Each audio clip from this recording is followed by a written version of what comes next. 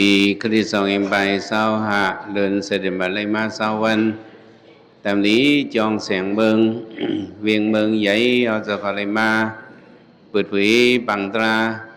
วิปัสสนาดำมนสารในข่าวดัง10วันว่าจะไหนแล้วคำในตาดิมา เมตตาตราบันยอกี่คิงในยิงใจเอาคำบุญหนักคำในหัวข้อตราเขาได้มาปั่นเฮียงตาดียักตลานั้นนี่แหละหัวข้อตราเขาใส่ชื่อว่าตัดสั่งโตมันนะว่าก็เขามาเหตุการตรามาเขาปังตราในก็ดกครึ่งหรือไม่เอาเนาะยกเกี่ยวเขาอันเขากนมาพึกอันว่านั่นนะมันก็เหมือนซึ่งก้นอันพึกขี่เลี้ยงนั่นน่ะก้นอันพึกขี่สปินนั่นเนาะกึ่งกลางพึกไหนก็มันหมอกำเหลียวสองหมอกำเหลียวมันไปหมอกำเหลียวของสปินเนี่ยมันมีหมักสองหมักเลยน่ะเนาะตั้งทิ้งก็เขาโหลดทิ้งตัวก็โหลดทิ้งสำหรับหยิบเพิ่งปั่นกว่าตั้งนานั่นก็โหลดเฮ็ดเนี่ยมันก็อะไรพึกเตพึกว่าเนาะก็เบิ่มไปเกี่ยงไปเรียนแหละ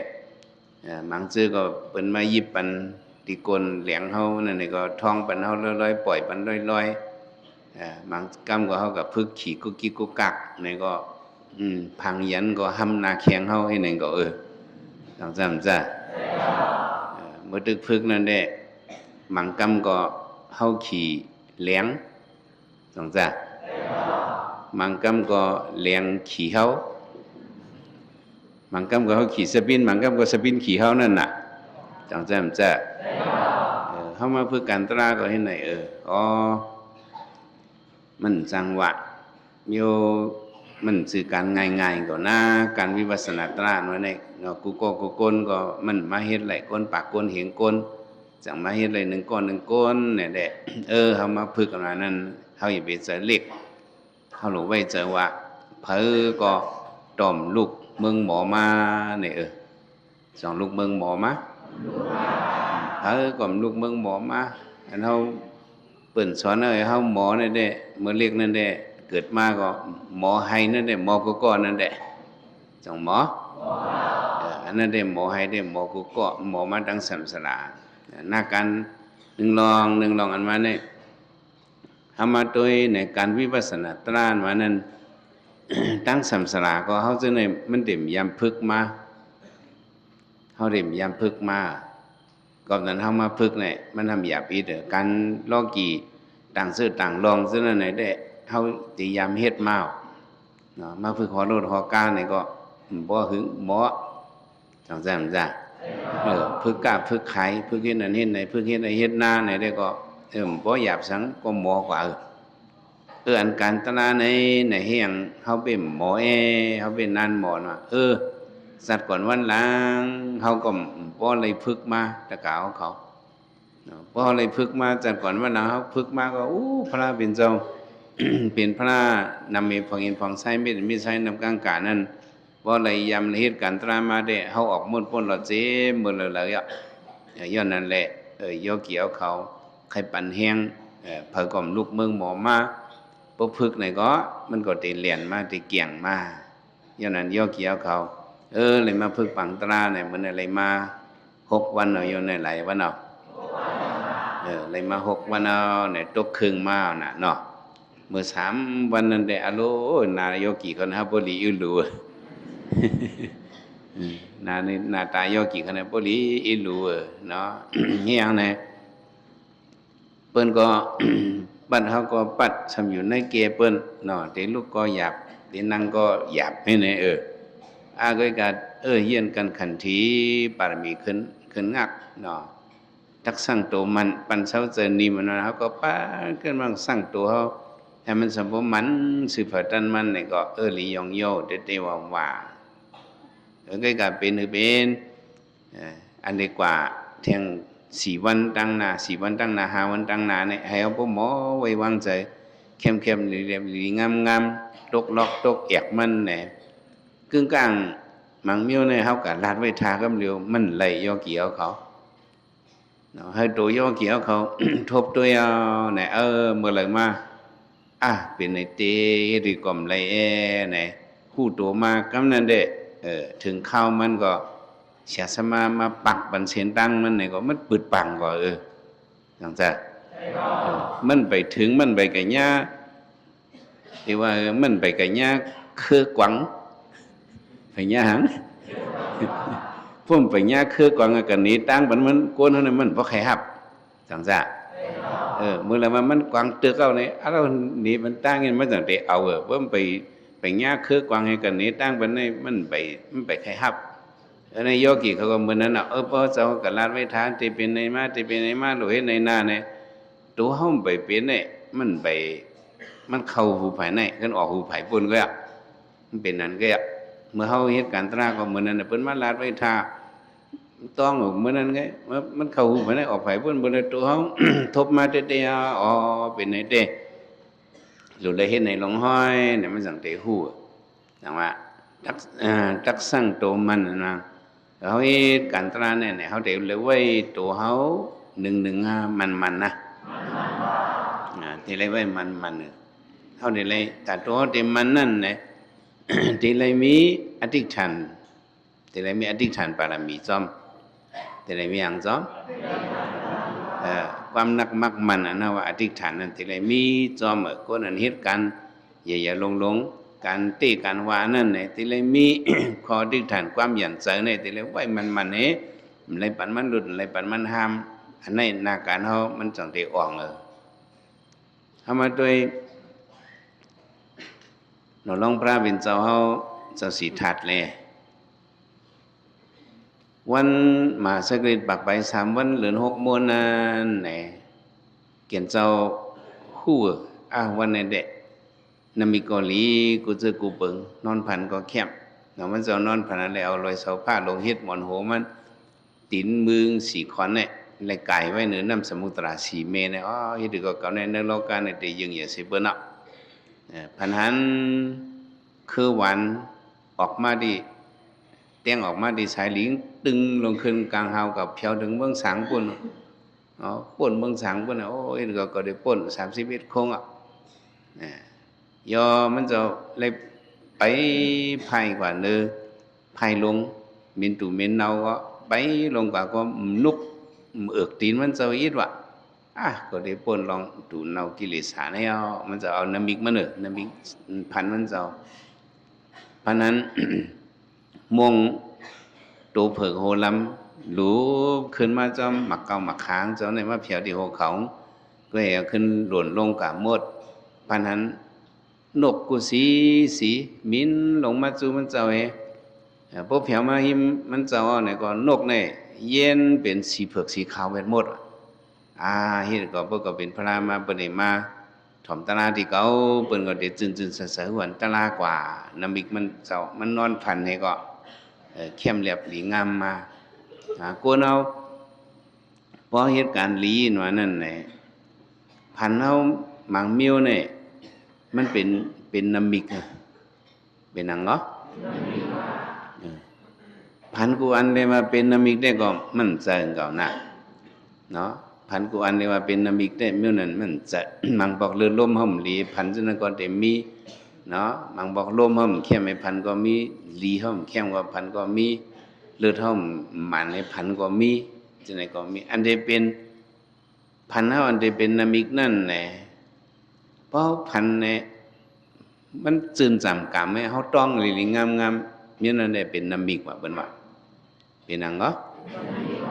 พันตามนาเมืองเตเลี้ยงกำนำเลยเนาะพันนี้ก็เฮาพันนี้ก็เฮาลืมต้องไว้จับอกจับใส่มิ้วในเด้ใกล้เป็นน้ำมิกเนี่ยแต่ก็เอาเขาต้องไว้เนาะบางจื้อ เคยเลยอดีตถีเนี่ยก็หานอนวันนี้พันดีๆกว่าให้กลางวันก็นอนกลางคืนก็นอนเป็นใจนอนวัน นั่งนอนวันเนาะก็นอนวันเฮียงนอนเอาอดีตเช่วะ มันเจนามิกนะมันเจนามิกอันที่เป็นนามิกนี่เด้ที่เป็นพันตามนาเมืองสำเลียงให้ตื่นมาก็ตื่นจามกามต้องดีต้องงามพันเฮามังเมียวในเฮาพันก็เฮาลืมไปแล้วรู้บ่ตื่นมาจ้องลืม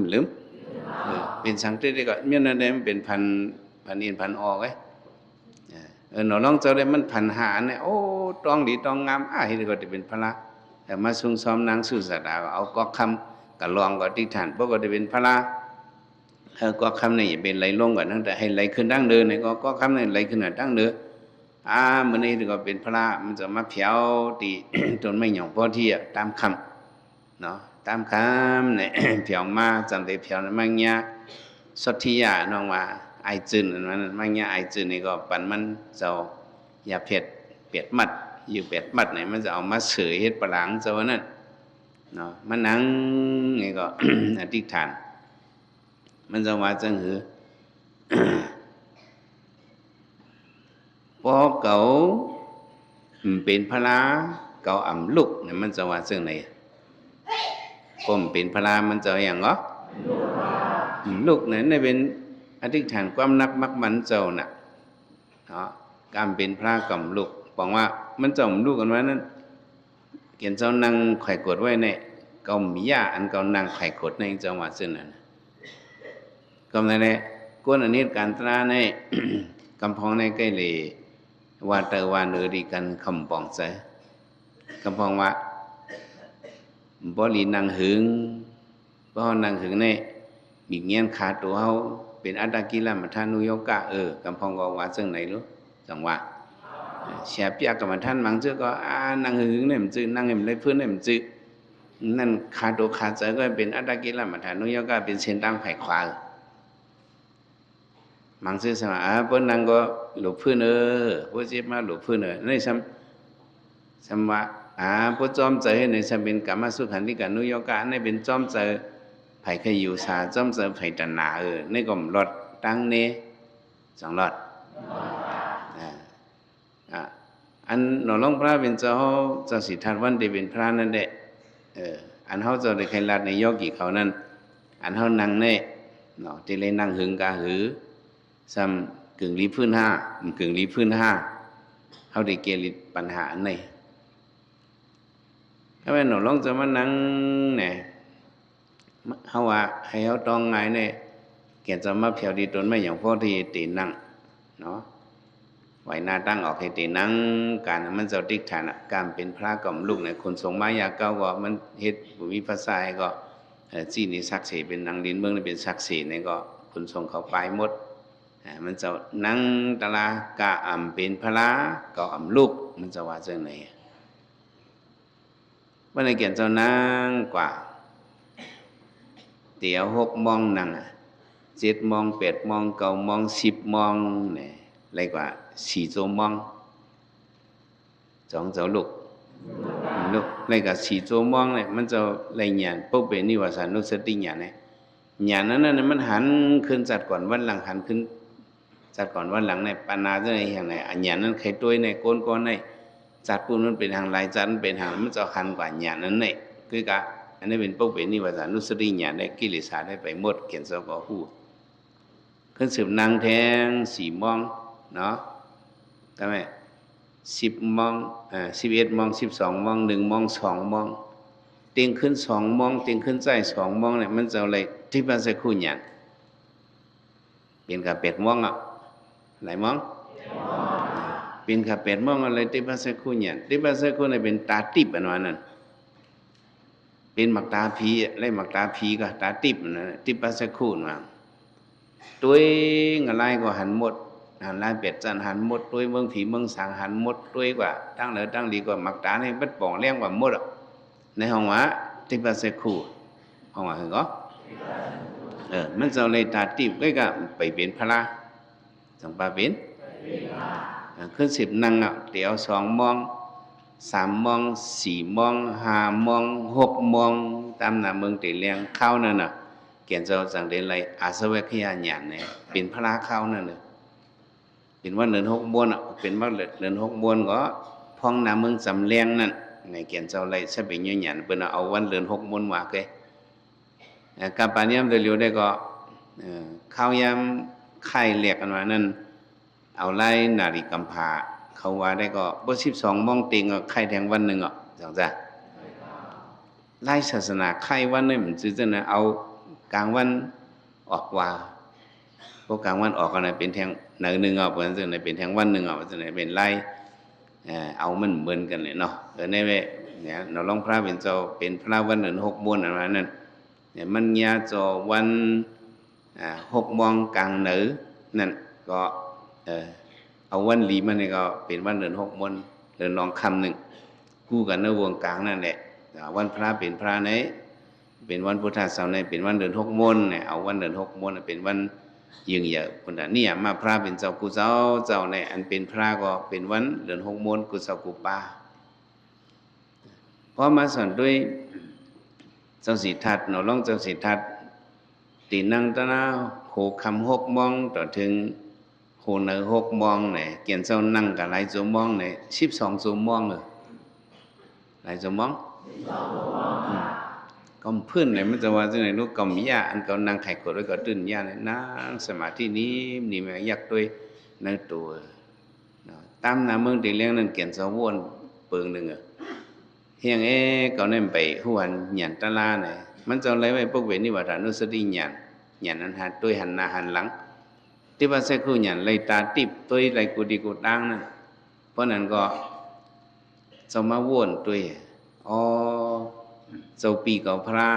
เจิญเป็นพระกับกูเจ้ากูป้าเจิญนั่นคำขึ้นแต่เป็นพระเนี่ยเขาจะวนตะลาอันเลยมันกับคุกแสลนในก็เลยเอาพวกเวนิวัฒนุสติขึ้นตัวขึ้นพระเสื่อนป่นมาเป็นพระมาเจนั่นเนี่ยพระกุศลกูองค์อันเป็นพระเก่า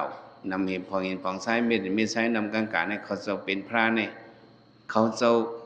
ว่นสอนลองปฏิสัสมุปปัฏลองอังเหรอลองปฏิสัสมุปปัฏนู่ลงปฏิหลงในเปิ้นไปว่นออกสีบอกอะไรมันจะขึ้นว่นกอบสังเนาะอวิสสาปิเสียสิงขราปิเสียวิญญาณปิเสียนามารูป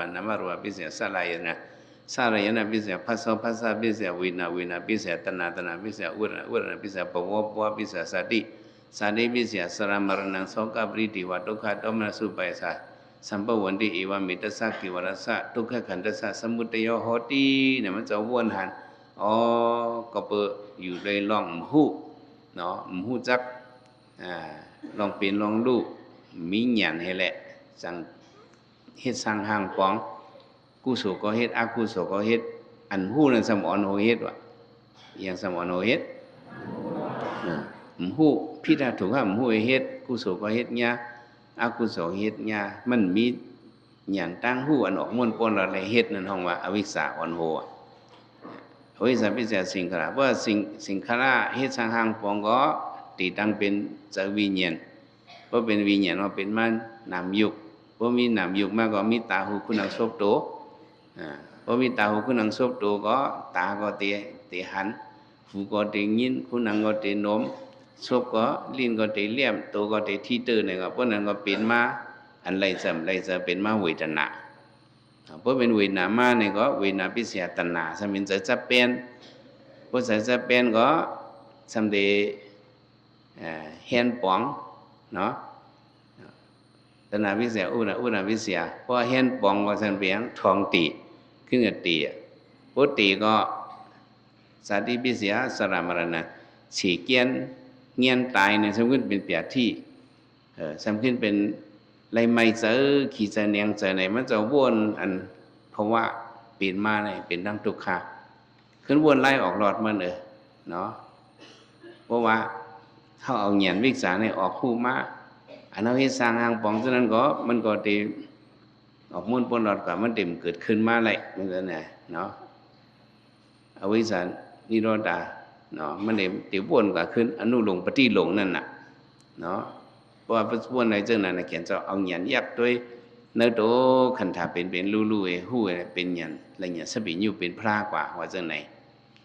ในอันย้อยในบนเตียงไม่ได้นำหนักไอ้กับอันเขามาให้การตราซ่อมเอาสินตั้งพระเป็นเสาเนี่ยก็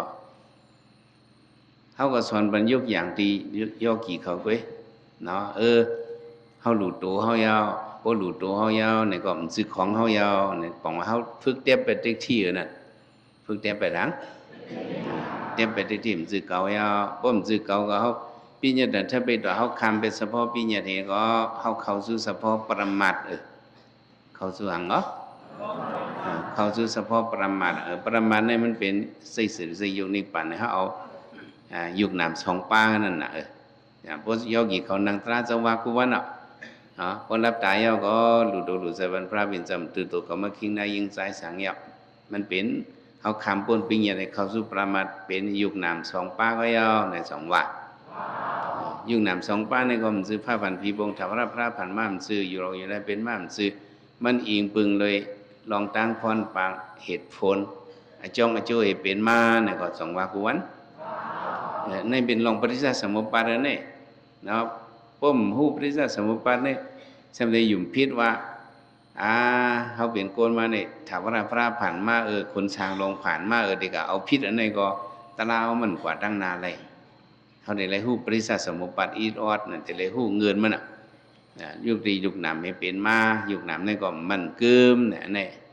มันเป็นปิเสียปริกหาญาณเขาหลุดป่องแสนนี่เป็นการปฏิจจสมุปบาทลองหูว่าขันเท้าเนี่ยมันเกิมมันสึกของเฮาเนี่ยในป่องมาให้เฮาก็เป็นตนาได้ที่เฮาแล้วถึงที่เฮามานั่งเนี่ยก็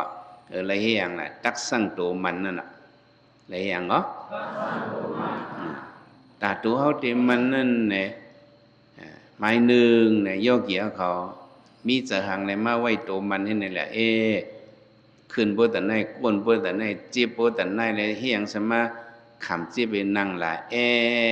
นี่ยก็เพื่อเฮาหยุ่มยำเฮาอย่าง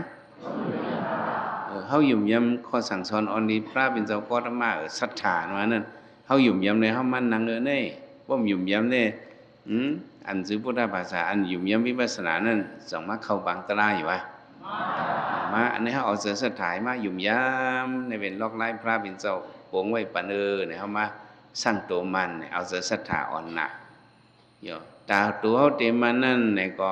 ตั้งคัดใจเขาเลยมีวิริยะจังเลยมีวิริยะโยกีเขามันเหมือนเขาอยู่มือเกินตรงนั้นพออยู่เกินเนี่ยโอ้เขาเป็นใจวันแรงนั่งวันแรงหรือเปล่าวันนั้นน่ะเล็ดพวกออกเขาใครลูกจังเลยลูกก็กะเขามากันในวิริยะเขาเลียสีมองบนต่อยใครลูกก็ลูกใครลูกก็ลูกเนี่ยเขามีวิริยะหรือจังจ้ะ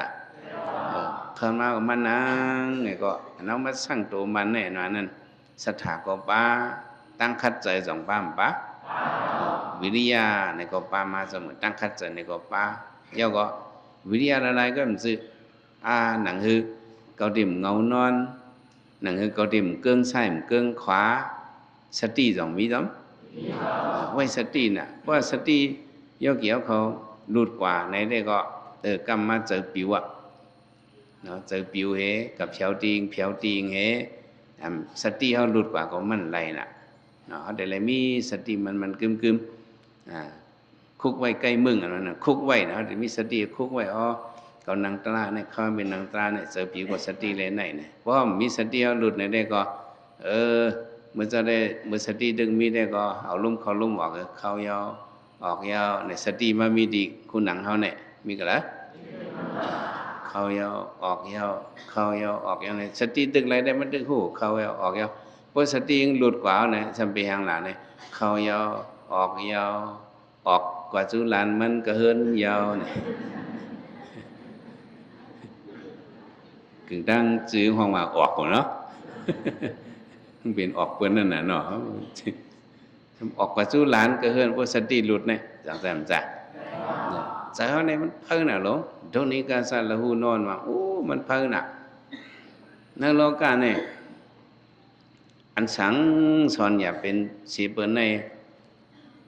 มันเป็นอีหังเนี่ยเสือให้มีให้ก็บ่สั่งสอนหยับย่อกี่เขาเนาะเสือให้มีให้ในเปิ้นห้องมันอ่อยมันเหนื่อยลีห้องมันสอนมันปมมันเฮ็ดเอาคอนพัดปันมันเอาเจอพัดปันมันเอาไผอ่อนหนีมันเนี่ยมันก็ต้องให้ก็วางมาเปิ้นสอนในเปิ้นว่าเอาตังค์เด้อเข่งจัดให้มาเปียกินเสือรู้จังจ้ะมาเปียกินสังสีก็เปียอะไรรู้ปลาเนาะปลาเว้ยปลาลงเป็นเอาเลียนในหนองหลงนั่นในเป็นขี่เนื้อตั้งไรเลยเป็นสอนอะไรสัตว์จะไหนหมาจะไหนก็สอนอะไรรู้ อันสอนอย่าไปเบิ่นนั่นเป็นอย่างนั้นอัตตาหิกิรันตุตมอนว่าสอนขึ้นตัวเจ้าเก่านี่อย่าไปเบิ่นเนาะตุนิกาสาละหูนอนว่าสิตกรรมยถาติตอนว่าอันสอนอย่าไปเนี่ยเป็นเจ้าเก่ายอกี่เขาเป็นอย่างสติอย่าไปก่อนเลยขึ้นมาเลยเนี่ยกรรมเงยไปขึ้นออกแล้วอารมณ์มันใกล้ออกน่ะจังใกล้ออกแกก็จะก็ไปมาเปียวเนี่ยซึ่งไหนก็ยกกี่เขาอย่าไปเจอลูกเนาะอย่าไปเจอลูกเฮียงเจอเปิ้นได้นิ่มกันเนาะเจอก็เนี่ยเฮียงไปมาเพ่งพงไปมาเปียวเนาะเนี่ยอันนี้ก็ยกกี่เขาอย่าไปเจอเล็กเป็นพิงทุ่งมันเนาะยกกี่เขาเป็นทางมันพิงทุ่งเจอมันนั่นนี่อย่ามาเจอเนี่ยสิ่งที่ใส่ตามเนี่ยมันหลู่วนได้เกิดเจอเนี่ยเนาะป้อมวนก็มันจะเจอกวนมันจะเจอนั่นน่ะเนาะวนอ่ะผิวกูก็ยกอีเขาก็มานั่งตาเนี่ยผิวกูก็อย่าไปว่าเขาก็เหลียวผิวก็อย่าไปเจอเล็กเปิ้นก็ผิวเขาก็ผิวแล้วก็ผิวก็เขาขึ้นสติอะไรเนี่ยเขามีสมาสติหนึ่งปอกอ่ะมันผิวปากปอกเขาสติอะไรก็เขามีสมาสติมาปากปอก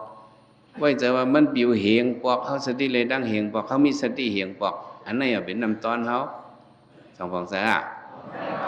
อารมณ์เจอกันในปีมั่มดิมเนี่ยอย่าไปเจอเล็กเจอเขาดิมนั่นเขาไปจังมันลีลีอันมัดเจอไปมาลีลีก้อยยังไปมาลีลีกันนั้นเขามีสติอันมัดเจอไปมาแล้วเขามีสติมังบอกมาเขาเอาใจศรัทธาให้ตั้งขัดใจวิริยะสติอยู่ในกุ้มจอมไหนสำเร็จเป็นมาอีกอย่างไหนเป็นมาใจนิ่มกันไหมก็เปิดสติทิ้งไว้แล้วเป็นมาใจนิ่มเป็นมาใจใจนิ่มเนี่ยว่าเขามีสติเนี่ยก็ใจนิ่มเขาเนี่ยสมองป้วนเนี่ยก็สมเงานอนนะกันไหมที่นาไม่ตาเข้ามาอย่างเข้ามาจะใครรับใครนอนเนี่ยเขามาตารับตานอนเนี่ยก็มันเป็นกิเลสลงอันหนึ่งกินข้าวยามมันนำให้เบิ่นให้เป็นตารับตานอนเนาะกินข้าวยามน้ำในกับเพราะว่าเขาในอันเขาออกเสียงล้อผ้าในบ่ออกยาวบ่ออกน้ำออกเสียงโตชาในก็เราก็จะลำโพชุดวันเนี่ยมันลาลีมีเผอจังมีการประมาณยากลมาคยองเนี่ยก็ให้ปียุ่มเมียวจ้าจะลำออกเสียงล้อผ้าอะไรอันนั้นในก็ออกมาหนึ่งกำหนึ่งก็ไม่อะไรผมไรก็ยืดหย่อนให้พวกไรก็ล้อผ้านั้นหายกว่าเห็นบ่ขำหึงอันอยู่หึงไงเปิ้นทั้งหึงไงเปิ้นเอาข้าวยามมาเป็นนามิมันเป็นเจอที่นามิตะจะรับจะนอนเนี่ยกลางค่ำกลางคืนจังเขานอนรับนั่นเป็นที่นามิตะน่ะกินข้าวยามเขาการละไม่เคยไปอย่างนั้นข้าวยามนั้นกินกว่าน้ำหนักตารับตานอนเนี่ยเขาอายุเขาเลย40เนี่ยได้มันเคยกินกว่า20 ปีอยู่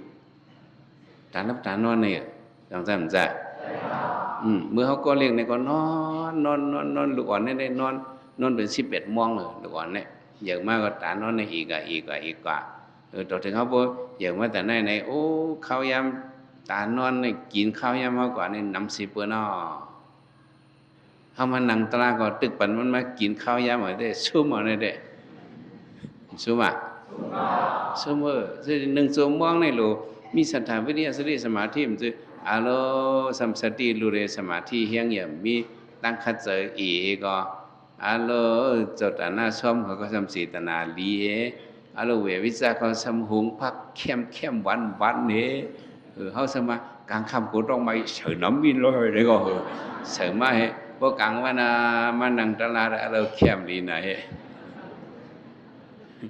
ที่นั่นไม่ตาเลยมาหิม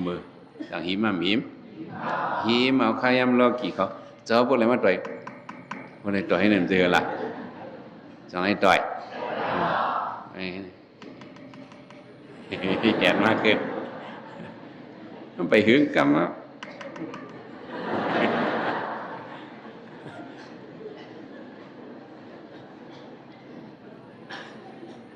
เจ้ามาปันตลาสอนการให้10 มินิ15 มินิก็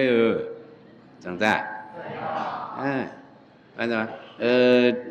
นั่งไข่กันนั่งคู่กันมือ2 ฝ่าซ้อนกัน ไปเที่ยวเองก็หัวตัวสิรับตาพอรับตาก็ดูดูเสริมสิก็มาคิงในใช่ไหมเป็นยุคนามแล้วปากเป็นปิงเยสัประมาณยุคนาม2 บ้านอยู่โรงเรียนเป็นบ้านซื้อผ้าผ่านปีวงถับพระลงผ่านบ้านซื้อมันหญิงเบิ่งไอ้จ้องโจ้เป็นมาในเป็นแม่พิเศษบริการญาณเนี่ยยกี่มังซื้อก็ท้อไม่ลีมังซื้อเนี่ยเขาถ่อมเต้ถ่อมไว้เขาทำทอกขามจ้อมเขากำเทียมจ้อมเขาอย่างจ้อมกำเทียมกับเจ้าว่าตัวมันจืตัวก็เป็นยุคตะนานหนามตราไว้ไหนเขาจะ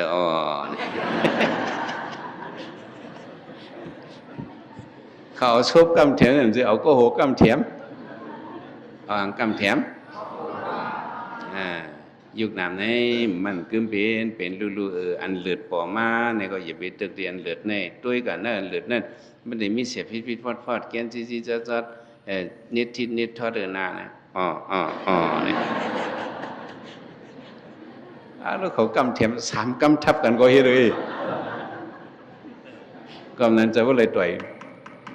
ให้ในนั่นไหนเขาแห้งกำเทียมแห้งหนาเพียวที่นั่นไม่ตาเนี่ยมันกินข้าวยำเอานำหนาแหละเขาหลบไว้ดูเล็ดเจอเล็ดเอาป้าใส่ป้าคอเพราะในหลวงเจ้าวิยาวิจารเขาย่อมเป็ดตั้งกินหวานอินโยมา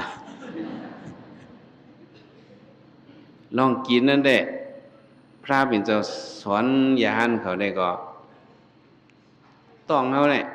เขากินเขาพักเนี่ยเขาใส่อะไรหาปุ่นนาทีวันมันเขาใส่อะไรหาปุ่นเนี่ยพระเป็นเจ้าใส่สีปุ่นก็อยู่ใส่อะไรปุ่นใส่สีปุ่นเนี่ยอัตราปุ่นนั่นกินน้ำปันเอาเนี่ยวะเอาน้ำเทียมมาเพราะเป็นเช่นนั้นได้ต้องเขาก็มันเต็มป้อนนักเลย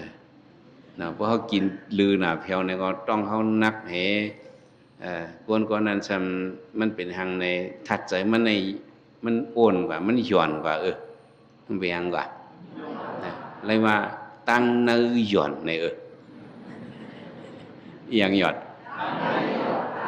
ตั้งเนื้อหย่อนก็ตั้งนอนเหยอะมันเป็นอันนั้นค่ะแก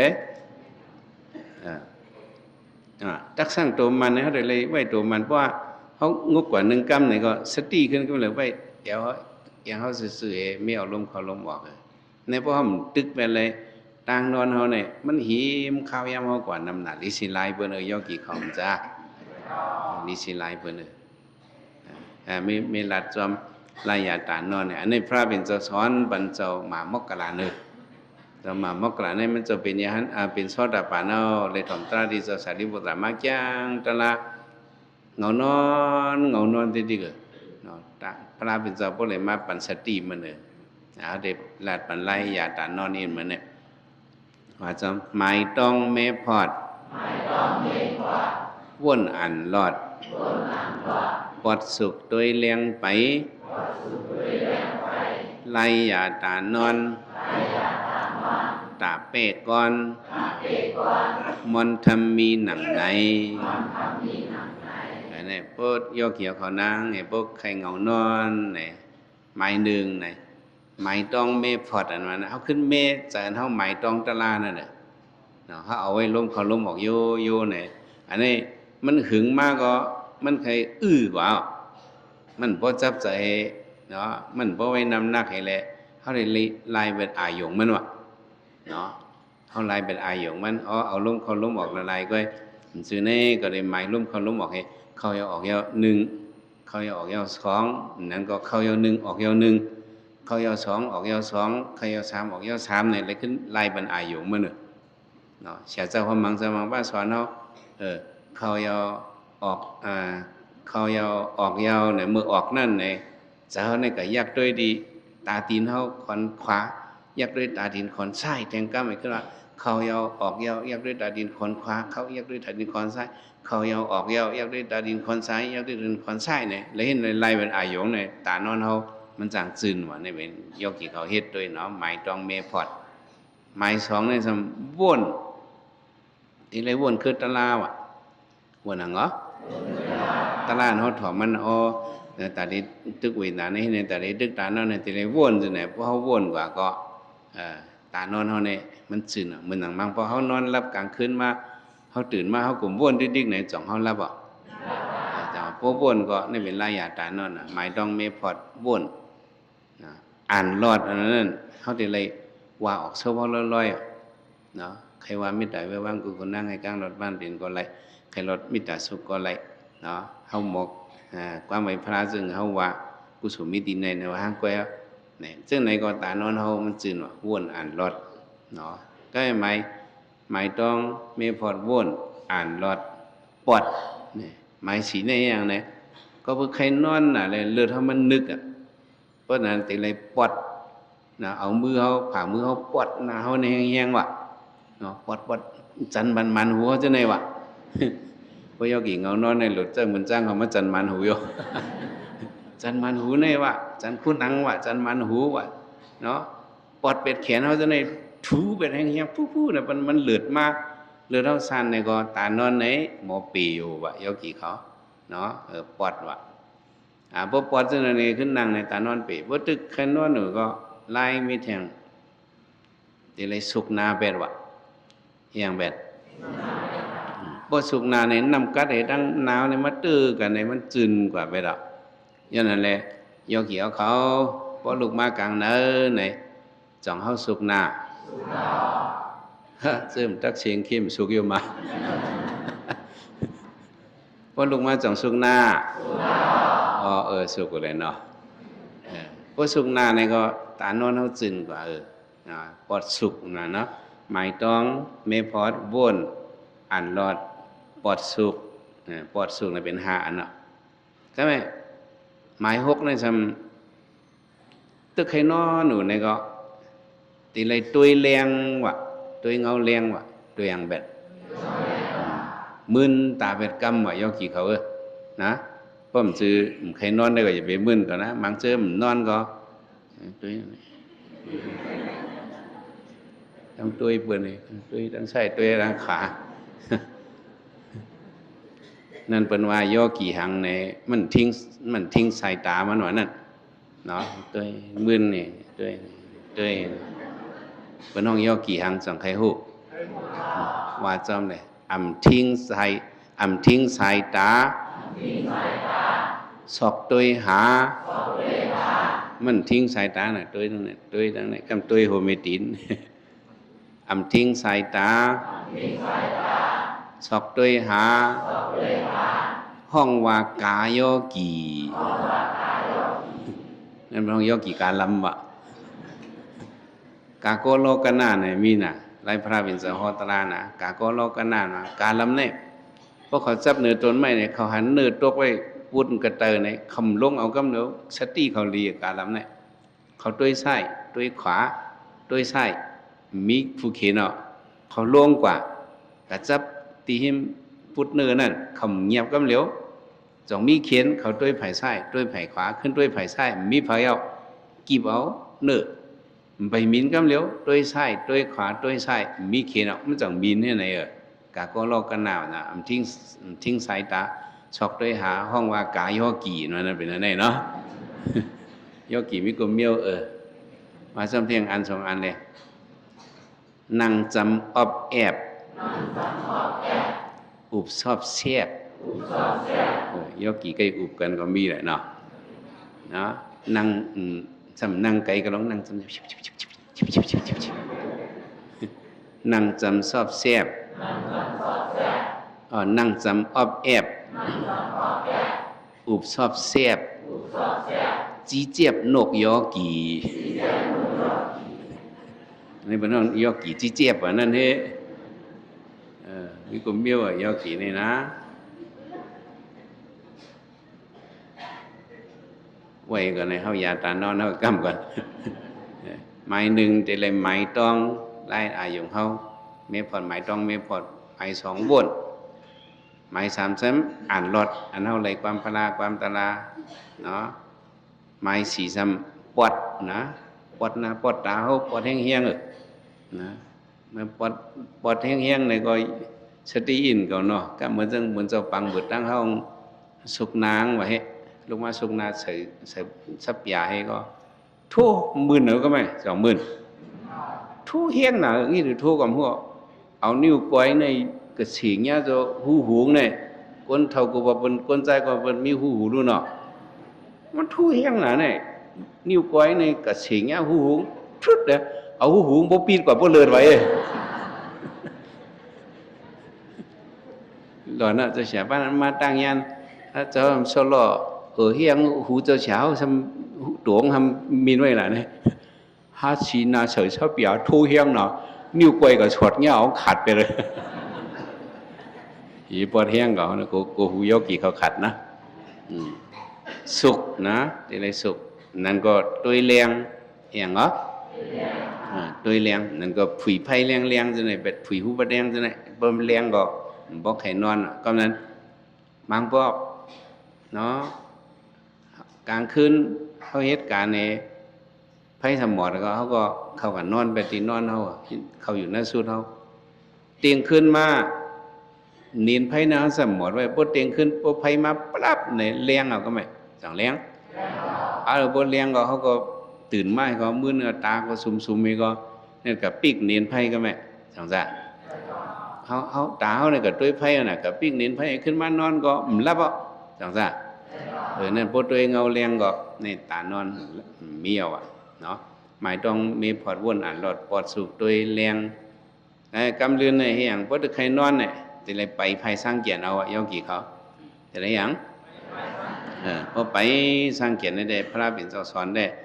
มีอยู่6-7ลายเนี่ยลายตานอนตาเปกอนมอนทำมีหนังไหนเนี่ยแต่เลยไปยอกี่มังเสื่อมทำเจ้าเช้าค่ะพอไปอยู่ก็ตึกใครนอนชั้นแต่เดือคาลาเนี่ยวะพอไปก็ตึกใครนอนก็ไปกว่าที่เกิดยอกี่ไปกว่าถึงกันเลยค่ะล่ะไปกว่าถึงปังพาเอาเนี่ยไปกว่าถึงกันเลยไปก็ดึกให้นอนก็กว่าจุดีปังพายกระติ่งมอนนี่แหละในหลวงในปันก็เอาเนาะอันนี้ยังว่าทักสร้างตัวมันในเขาได้ไล่สร้างตัวเขามันเขาเหงานอนก็ขึ้นมีสติขึ้นเนาะตานอนในเขาหลุดตึกให้มันปีมันเลยนะว่ากลางคืนเนี่ยมันสืบปุ่นตานอนก็ในวันปุ่นเขาหลัดเสาย่านเขามือปันพระเป็นเจ้าในกลางคืนเนี่ยเปิ่นนอนเปิ่นคัดเจอการตราตั้งคืนตัวมึงบ่เลี้ยงอันนี้เปิ่นก็หวนตรากว่านั่นน่ะเนาะแค่บางในกลางคืนเนี่ยเย็นก็มันเย็นหลีนั่น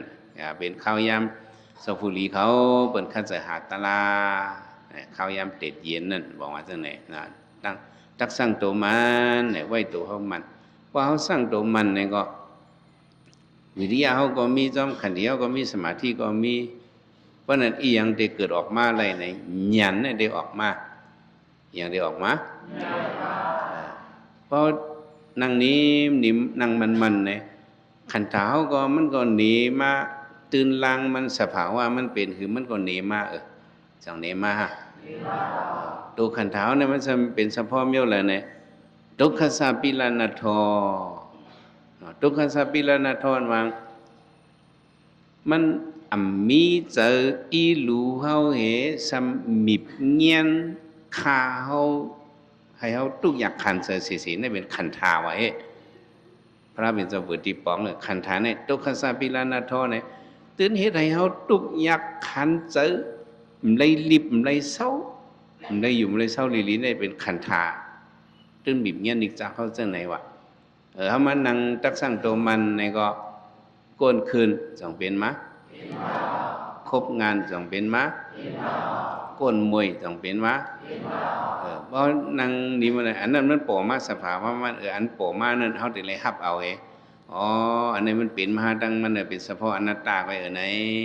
เฉพาะเวทนาเนี่ยมันคือเก่าเนี่ยมันคือเวทนาสติตัวมันกว่าเนี่ยเพราะตัวที่ก็เป็นทางมาเนี่ยตั้งหูเขาออกมาอย่างตั้งหูเนี่ยเกิดออกมากันนะเนาะอย่างเกิดออกมา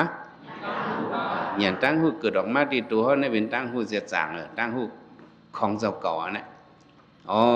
มันคืมด้วยตรงนี้เนี่ยđể ปิ้ตัวมันเนี่ยcái cảตา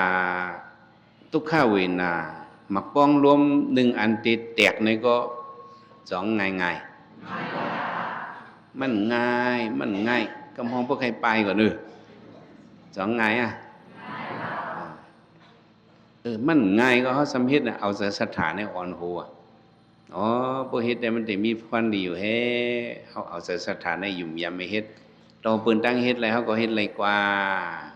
เนาะเพิ่นก็ลูกเมืองหมอมาพอมาพึกนั่งจ้อมเมซ้ำถ่อมตะลามันได้หมอมาเปิงลงมันได้ลองไว้วางเสอโรมันแม่นเด้ออีหยังโรมันแม่นความปาลีได้ก็ว่าโยนิโสมนสิการะอ๋อลองเสอมันแม่นอันเจ็บลงเนี่ยมาเฮ็ดที่เฮาแกมทำบ่ได้ไหนก็เฮาหลุขึ้นหมอเจอมันน่ะหลุเจอมันให้มันเป็นพรหลีเหมือนจังว่าหยางง่วนหลง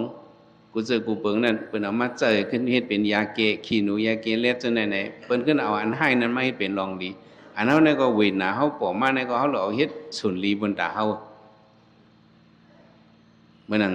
ตะกาวเขาเมืองใหญ่ในมันก็หมอไล่น่ะจ้ะ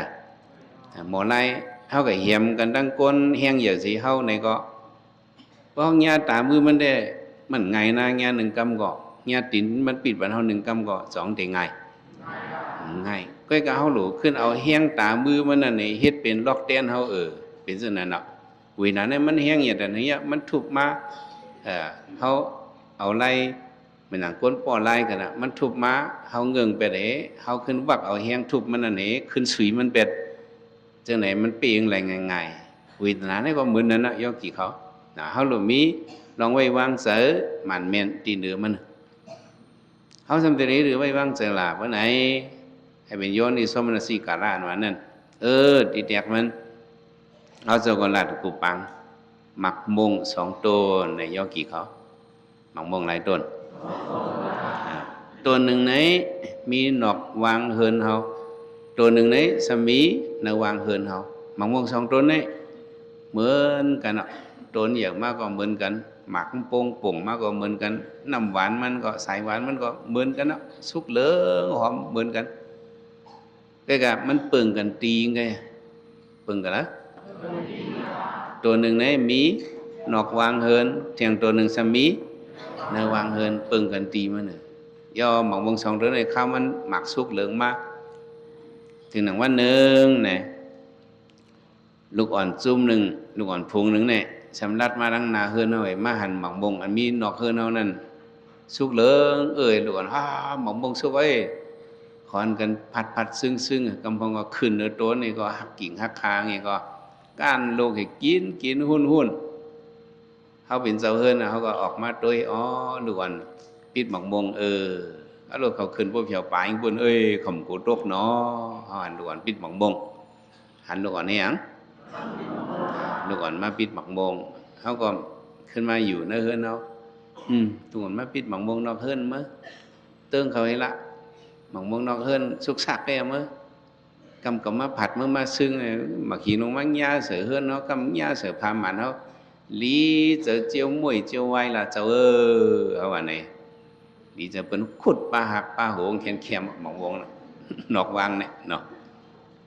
เอามาอยู่ในเอ็มเข็มเฮ็ดเมียงอยู่กั้มมาเสียงลูกอ่อนเนี่ยซัมมอแหงมาในหูเขาเนี่ยยินเสียงลูกอ่อนเนี่ยเปียกอับมอจับเมห้ำตั้มใจกับงอกด้วยตีหูเลี้ยงห้องพักตูหูเลี้ยงห้องเจอได้หรอลูกอ่อนคำโหมาลักโมนเขายุ่มโหมาขึ้นปิดหมองวงในว่างเลยก็ไหมปิดหมองวงกันแล้ว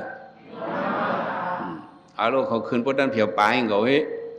ดูก่อนนี่ก็เพิ่งน่ะเขาเลยหันอ่ะลูกก่อนมาขึ้นปิดหมักมงพวกเผียวปลายเมื่อเนี่ยหันหนังกันอ่ะมือเจ้าก็หันอ่ะลูกก่อนขึ้นปิดถึงเผียวปลายก็ไม่ก็หันอ่ะลูกก่อนขึ้นปิดเผียวดีปลายมันก็ไม่เขาเป็นเจ้าเฮือนเนี่ยลูกก่อนมาปิดหมักมงเนื้อว่างเฮือนเนี่ยจ่องเขาสมติว่าลีจะเอาป้าหักป้าโหมันเลยจ่องว่าเช่นนั้นล้วนมาเอานั่นจ่องเขาพร้อมนะห้อมพร้อมล้วนมาเอานะห้อมพร้อมเขาดึงว่า ห้อมพร้อมเนาะล้วนมาเอาหมักบงในวันไหนโยกีเขาตีลวงกะลืมลูกอ่อนน้ำลืมปะตีไปลอยเจิงโยกีเขาไปฮะตีเลียนเอาวะเลียนเอาเนาะ โคไล30ในเวียนตัวปอกเร็วกันเนี่ยนะ เรียนลงก็ตั้งติกท่าลูกอ่อนเรียนลงก็โยงลูกอ่อนก็สำเร็จก็เลยเนาะไอ้มาเปิดด้วยตั้งเจ้าเฮิรนนั่นแหละปมมาไหนเมื่อเหน็บมันเขารู้ไหนวะลูกอ่อนก็เรียนไอ้ก็งอกเงินตั้งเฮิรนนี่ก็อยู่กำมาหันเจ้าเฮิรนเรียนออกเฮิรนมาน่ะยิบดังขอนนี่ลูกอ่อนห้องมันชาวบ้านมาลูกยกลงมาแล้วก่อนฉะนั้นเกี่ยวเนื้อมีเนื้อก็เกี่ยวลงอันมีอยู่ก็ได้ในก็ลากบางวงใส่ทงเขาเรียนปลื้อเขาคนเท่าสมกันลำ2-3คืนคือลูกอ่อนจกออกเฮิมมุ่นออกยุ่มกว่ามุ่นเราเขากับเพียวแต่โดนบางวงในวางเฮินเขานั่นกะหันบางวงตกอาแตกกิ่งมันก็ฮักการเหมือมันก็ห้องบางวงในตกหมักมีหมักมือพิษเจอก็ไม่ได้อย่างพิษเจอน้ำตาเสือเพื่อให้ออกกันลาลูกอ่อนลูกอ่อนสังเมมสอนในมือเขาเนี่ยไปซื้อกินไปซื้อลูเปิ้ลว่าเทียงปาติมาจังได้พิธีลูจังได้พิธีกินแล้วลูกอ่อนสังเมมสอนในมาเอากินพิษเจอลาลูกอ่อนเขาหลุดถามเจ้าเฮิรนลูกตามเมื่อลูกอ่อนปิดหมังมงนอกว่างนั่นไหนจ่องตื่นเสือเพราะไหนอันมีนอกว่างนั่นจือหมังมงอยู่đâuอันเนื้อว่างในเป็นหมังมงอันเหลียวก็ยามนอกว่างนั่นเสือเป็นหมังมงหนังกันเอียงเมื่อเปิ้นปิดตีนอกเขาวันนั้นเขาสำตื่นเสือถึงที่ว่าเปิ้นมาปิดหมังมงเนื้อว่างในเขาสำตื่นเสือในกอบสังลาเมื่อไหร่จึงพระเป็นสวะขอตอบมันเด้ก็เบอร์สักยะทิฏฐิวะอย่างก็สักยะทิฏฐิอันเขาว่าเป็นเก่าของเก่าเนี่ยอันไหนปันเขาทุกข์ในเป็นอันไหนวะโลกาเนี่ยอันปันก้นวิญญาณสัตวะตั้งเสียงทุกข์ในทบทุกข์ตั้งหยับตั้งยักนั่นเป็นยังไงเป็นสักยะทิฏฐิในว่าพระเป็นจะจะมาลูกกันเน่เป็นสักยะทิฏฐิวะเป็นยังก็สักยะทิฏฐิอันเขายืนครับว่าเป็นเก่าของเก่าอันนั้นเนี่ยอันนี้ปันเขาตุกเสเนี่ยพวกเขาปักเป็นเลย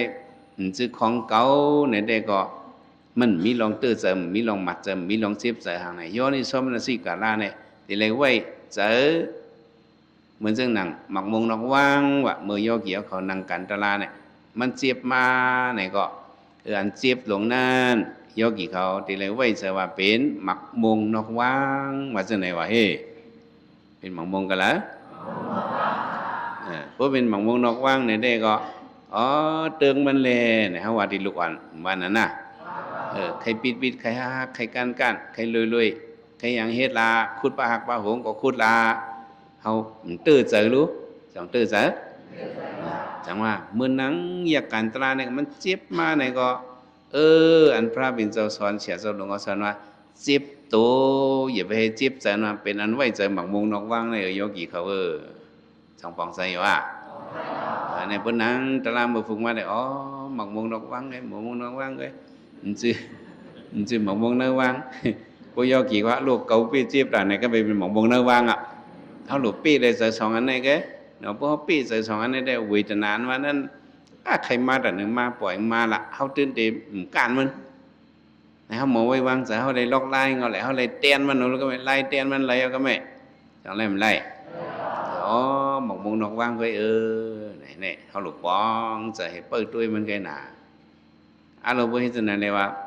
ไปปีเจอจีบก็จีบเนี่ยกูบอกได้พอมันคืนมาจีบมาก้นมาเนี่ยก็ทุ่งสามโยกีกูเจ้ากูป้ากูก็ก้นได้ก็ปงเจ็บมาเนี่ยก็ป้อนกันเหตุการณ์ลุกพื้นเนี่ยจำจ้ะอยู่เป็ดลูกเป็ดพื้นเป็ดกุ้ยกาทุกข้าวเวทนานั้น2หายกว่า2ขึ้นเป็นมาแทง2ขึ้นจิบหรือเก่าเป็นนั่นเลยเท่าหรือลูกเพื่อนก็ขึ้นมาทีนี้ก็ในเป็นไล่ค่ายเวทนาอันหนึ่งเนี่ย ยุกย้ายไข่หนึ่งเสียไข่เนี่ยเป็นไล่ไข่เวทนาหมายหนึ่งไล่ตึกเวนาเนี่ยหมายหนึ่งเนี่ยยุกย้ายไข่หนึ่งเสียไข่หมายสองซ้ำไข่เฮเลยตั้งเสือตั้งโคตรปักเหตุตุยถึงในลึกๆในเป็นไล่ตึกเวนาหมายสองหมายสามซ้ำไข่เจอก็ไข่ตัวโยกี่เขาไล่ตึกเวนาเนี่ยไข่เจอcáiตัวได้มันไข่แต่มาตักสั่งตัวมันในตัวได้สั่งมันไม่เอาไข่เจอเอาเดี๋ยววันไหนครับเดี๋ยวเลยไข่หรือล่ะไข่มาไว้ลมเขาลมออกเจอเขาได้ไปบันออกนอกตัวห้องก่อนนะเนาะพวงเจี๊ยบเพียงมาเนี่ยแหละเขาไข่เจอมาไว้ดีลมเขาลมออกเขาเนี่ยอันจี๊บนี่ก็มันก็มีพรดีจังนะเขาว่าเนาะก้นแขนไล่เฮียงเหยื่อมาหมังเขาขึ้นเอาเฮียงมันขึ้นเต่ามันขึ้นอะไรนั่นเป็นไล่ในเนาะก็เอาไล่ในเฮ็ดมันขึ้นได้ไหมมันจีบมาเนี่ยเขาไข่เบ็ดเจอเขาไว้ไข่มาไว้ดีลมเขาลมออกอันจีบนั่นก็มันก็มาเฮ็ดมันเจอเขานี่มาพ่อมือยกเกี่ยวเขาจีบเฮียงขึ้นเฮียงกินจะเฮียงหนานั่นเลยให้เจอโยกี่เขาออกกว่าออกแร่ออกกับจุฬามันก็แร่เนี่ยสองกว่ากำขึ้นมามีดีจีบอ่ะจีบมีกันเลยเจอมีกันนั่นแหละวันนั้นน่ะนี่เจอเขาก็ปันออกกันออกไอ้มาไว้ขึ้นลมเขาลมบอกเขาอันนี้เขาไข่เจอก็เขาไข่ตัวดิสอนบันเทิงไล่ในอันหนึ่งวันไหนเขาจะมาไว้ดีลมเขาลมออกยาวเนี่ยเข้ายาวออกยาวเข้าก็หมายต้องเขาได้เลยนับยำเอาสถานในอ่อนโหเอาสหังอ่อนโหวันมาเสกดินปากไว้3 เดือน 6ม้วนนั่นหนอลงพระเป็นเจ้าสีทัดวันนี้ก็ได้เป็นพระรามห้างอ่ะก็ได้เอาตะล่าเลยทิ้งใจเก่านอเนี่ยมันก็คุกสลายเบิ้งเป็นลูกอ่อนเลย1 เดือนจอคำลงซึ่งทอดนาเฮ็ดป้อยมังกลาไถนามันใจลูกมันหนังห่างปล่อยมันขึ้นก็เหลียวกันน่ะเพิ่นก็ต้วยจอคำไถนาเนาะเพิ่นนี่มังกลาไถนาห้องฝนนั่นเพิ่นก็ต้วยนั้นว่าคือหลวนก็เหลียวเจ้าสิทัดอ่อนนี่ลูกมันหนังไข่กว่าเด้มันยามเฮียอย่าซี่มาตั้งหึงเอาน่ะหันปาดถือน่ะตาลีใครนั่งตะลาจนลูกว่านั่งตะลาเอาแสงจับตีลมของลมออกมันจะเลยเจอนิมสันตะลากว่ามันวนอย่างเนี่ยแต่ที่เลยเจอนิมหวนตะลาเนี่ยที่เลยเอาลมเขาลมออกเนี่ยมันจะมาเอาลมเขาลมออกพระเป็นเจ้ากูเจ้ากูป้ากูองค์อันเป็นพระนั่นเนี่ยเขาจะเอาสมาธิกันเลยเนี่ยเอาดีอานาปานสติเนี่ยลมเขาลมออกเนี่ยวะเอาดีลมเขาลมออกกูเจ้ากูป้าวะเอากันละตัวลมเขาลมอันนี้ก็เป็นกรรมฐานเงางากรรมฐานลงวะเนี่ยเขาก็เอาลมเขาลมออกขึ้นเจ็บหนาก็ตึงมาละไว้เป็นกรรมก็ได้ตึ้งไข้ตัวก็ไข้ใจมาไว้กันเลยเนี่ยมาไว้ดีลมเขาลมออกไว้กันละลมเขาลมออกในพระกุศลกุป้าแต่ที่เป็นพระนั่นเขาจะเอาใจนิ่มกันในว่าเขาก็มาเอาในปู่โสพระกว่าเนี่ยเอาลมเขาลมออกไว้ยูเนี่ยมันไหลอ่านซ้อมมาเยอะกี่ก็แม่แต่ละอย่างซ้อมเข้ายาวออกยาว1เข้ายาวออกยาว2เนี่ยอ่านต่อถึง1 ปากอ่านต่อถึงก็อ่านถึง1 ปากอ่านยูก็มันสิอันนั้นอ่าน1 ปากในเขาหลู่บรรพระเป็นเสาอ่านให้ปู่โสพระอ่านให้ยังเนาะอันนี้ปุโสพระเป็นเจ้าปากหนึ่งบ่ยาวก็ปุโสตะลาแทงปากหนึ่งปุโสหางแทงสังฆาเจ้าก็อ่านให้ปุโสปากหนึ่งเป็นกับไรปาก3 ปากในเขาไข่เจอเขาเนี่ยเขาไข่เนาะอันไข่ตัวนั้นได้ช่อมันไว้อินช่อหวานไว้อินก็อ่านเยี่ยวก็ได้พื้นมันมาอยู่ว่าจะเนี่ยนะเจ้าชาเจ้าอ่านมาเมื่ออ่านวันพลากะอ่านในปุโสตะลาปุโสสังขาปากหนึ่งก็ไหมเมเพอเมมันมีมจ้าบางเจ้าก็มีใส่ใจบางเจ้าก็มีก็อ่านในปุโสกุงเขาเจ้าอ่านปันเมสาวเกจูปากหนึ่งทั้งจ้าเอาตะลาตบเกจูปอเมนี่เข้มรู้เข้มอ่ะ ต่อปันปอเซาเกจูปากหนึ่งเสียสมาเจ้าปากหนึ่ง6 ปากหลายปากอ่านเจ็บมาหน่ะนี่ก็อันปุงพระตราสังฆาเสียปอเม6 ปากปอยาว6 ปากนี่เด้ตีพื้นปันมาอยู่นานนะป้อมไปเต็มได้เห็นไปพื้นช่อไว้เนาะนะช่อพองดอกพองเงือดพองไอ้ไหนพวก6 ปากเต็มเลยก็ได้พื้นอยู่เนี่ยอ่านติ๊กๆที่ปันลืมนะพวกลืมขึ้นไปตีหนึ่งนะอ่านไหนสติอย่าอ่านมังซื้อก็อ่านนี่ก็มันก็วิตนาเนี่ยมันแหลกลายในเขากว่าเดียวว่ามีพรเลียอ่านติ๊กๆในอ่านเฮียงในจะอ่านเนี่ยเพราะอ่านใน1 ปากเนี่ยในข้าวยำเอาอะไรกว่า5 ม.เลยโยกีเขาหลายม.อ่านเลย6 ปากนี่ก็กว่า30 ม.แล้วในบอกว่ายึดข้าวยำเป็นโยกีเขาไข่เจอเขาไข่โดอย่างจ้ะย่อพวก6 ปากตีมาไหนเด็กก็ไม่พื้นอะไรโยกีเขาพื้นอะไร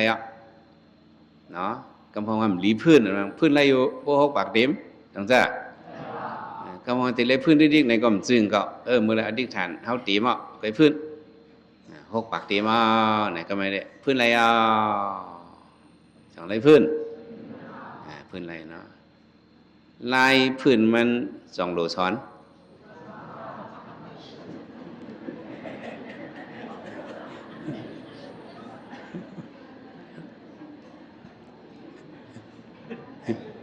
2 ม.ก็แขนให้เสียก่อนเนาะจังจ้ะโยกี่มังซื้อในแขนแก่เนี่ยนะพวกเขาเทพื้นชำโกเปิ้นหู้นั่นน่ะมังซื้อในเขาสอนนี้พอสอนเขาก็มั่วพวกเจ็บมากองเกียนมาอ่ำไข่ไอก็เฮเก่งไอก็มีเขาไอก็สมซื้อไอโยโย่ทำยังไอโยกว่าเห็นไหม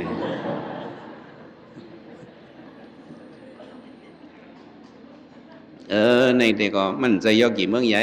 เป็นโยกี่ตั้งยานน่ะนะก็ใส่เขาตั้งยานดีๆกันเนาะไล่พื้นได้ครับสอนโยกี่เขาใครหรือพื้นก็พื้นไรเนาะแขนในเสียงอันนั้นแหละ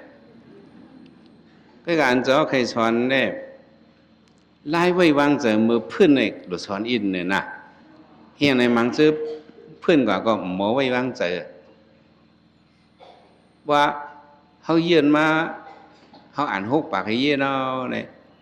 ตีนเขาก็มันเจ็บแห้งนานน่ะเนาะคุยหนังก็ไปป้วนมาในก่อนละเขาพื้นเอาเนี่ยพวกพื้นเอาเนี่ยสันเถียงรู้เลยซานลงออกกับเป็นเปียวสั่งออกอ่ะลงก็อยู่สามากก็ไหมจังอยู่สาฮัลโหลลมไม่เขาก็ออกได้ออกว่าคำพ้องมันซื้อว่าออกตั้งตีนก็มันซื้อออกมาตั้งซบเขาที่ไหนออกมาตั้งซบไปออกได้ออกว่าเมาลงกว่าในใจก็จ้วมมันก็ไม่มือก็ไม่โมเปียวได้โมอันโลจะสู้คำในมือความมือก็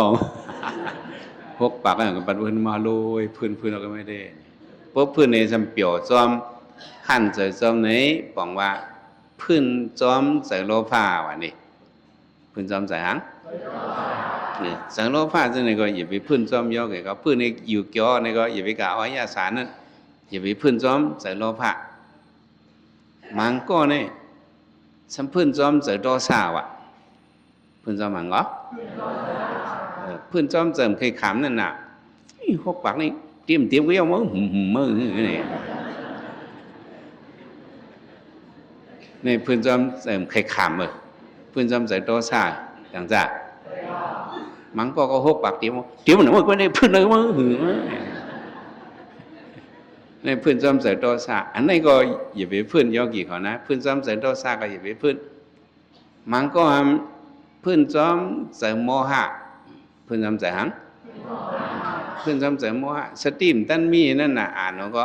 สติมตั้นมีไปตั้นเต็มก็สำลืมกว่าให้ก็ยุกกว่าเพื่อนกว่าห้างก้อยก็มีนั่นจังมีเพราะเพื่อนกับเจ้าหน้าเราเนี่ยใจซ้ำเกี่ยวก็ไม่เนาะใจหมาเนี่ยก็ยังกับเพื่อนนี่อย่างเมื่อไหร่ฉันก็ยินแทงยินเป็นไรนี่เนี่ยฉันขึ้นแหนงขึ้นเลยเมื่อนั้นก็อย่าไปเพื่อนเยอะอย่าไปเฮ็ดเยอะกี่เขาน่ะอันเจ้าใครปันไล่ พื้นมือไว้วางเจอมันนั่นติเลยอย่างอ๋อเป็นอ่ะเขาเย็นมา1 ปากคือ2 ปากคือ3 ปากคือ4 ปากคือ5 ปากเขาเย็นก็เย็นมาลงถ่อมความเสียสบายเย็นมาเย็นเลยพื้นเอาไหนก็ไม่พออยู่แถวไข่ในสันเถียงลูกว่าก็มันก็ซานพื้นวันออกก็เป็นเปียวจนนั้นเปิ้นหยิบร่มไม้ปันเฮานั่นน่ะจังเป็นนั่นว่าอ๋อก็เป็นเมืองซานนี่ออกก็เป็นเปียวนั่นน่ะโยกีก็เอาหยันแยกอะไรก็มันเอาหางยักด้วยอันซานนั่นแหละโอ้รู้ซานพื้นวันรู้นำซานโอ้เป็นรู้เป็นพังรู้รู้ซานเนี่ยบ่เฮาเห็นเนี่ยตัวได้พื้นก็เฮาพื้นหยานก็เฮาไล่เอานั่นแค่ว่านี่ได้สอนบรรลัยไว้วางใจมือพื้นไล่พื้นเด้มสอนเอาเนาะนี่ได้เราสอนกันเนี่ยจังว่าตักสั่งตัวมันได้ไหลในสั่งตัวเนาะเฮาไข่ใจก็ไข่ตัวสั่งตัวมันเนี่ยเฮาได้หันน้องหลากหลายมันมานี่เฮาคัดใจตัวตั้งคัดใจเฮาขึ้นมาใส่ดีลมเข้าลมออกในอันนี่ผู้โสภาตราสังขารเสียพ่อแม่เพิ่นจังได๋ได้ก็เฮาได้ฮู้ดีปองว่าหอบนึงเอา6 ปากอ้ำไปยอม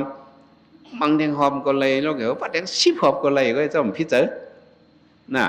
บัดหลายหอบก็เลยอ่ะเหมียวลาเชียวกองได้อะโลเจ้าเสียว่าเจ้ากี้จูนว่านั้นก็เลยมานังตรานี่ก็คิงหลงก็เป้อปันเฮิรนก็เลยกี้ชื่อมันก็การก็ได้อันปันคิงหลงให้ปากกว่าเนี่ยอ่านไว้อ่านมันเลย6 ปากก็อ่านคิงหลงทางปาก7 ปากอ๋อแต่ก็ได้มาเข้าตรานี่ก็ ลูกยิ่งอ่อนก็กินมาเอาก้ายเอาไผ่มาส่งปันตั้งกินเนาะตั้งเยี่ยมมันน้ำมันมาส่งปันลูกยิ่งก็กี้จู้ใหญ่เลยอ่านปันลูกยิ่งอ่อนให้ปากนึงเห็นก่อนเด้อลูกลูกยิ่งลงก็เฮ็ดการเมืองก็เฮ็ดส่งเงินวันเงินกินเงินหรือว่ามันก็กี้จู้ใหญ่อ่านปันลูกยิ่งอ่อนลงก็เฮ็ดปากนึงลูกใจก็เฮ็ดปากนึงอ่านปันก้นนึงก็อ่านปันหมดไว้แก้งก็มันอ่านก็พ้องว่ามันมุ่งบ้องนั่นในจีบมันนั่นเฮ็ดถือทุดทาดกว่าตั้งแล้วก็มันตันหัวติโลนั่นมันเป็นลองเฮาไข่เจอเฮาไข่ตัวเจอเฮาไข่นี่ก็อย่าไปผัดตัวเฮามาไว้ที่ลมคนลมบอกเฮาเห็นไหนมันนี่มาสอนปันตักสั่งตัวมันนะครับแต่ละเห็นในสั่งตัวเฮามันกว่านะฮะโยกีเขาฝึกเฮ็ดซ่อมไก่อะไรเจียวทบยาตราตูตราเมตราเจตรามันกันง่ายๆล้มขันไว้สักกำเลยตาเนาะ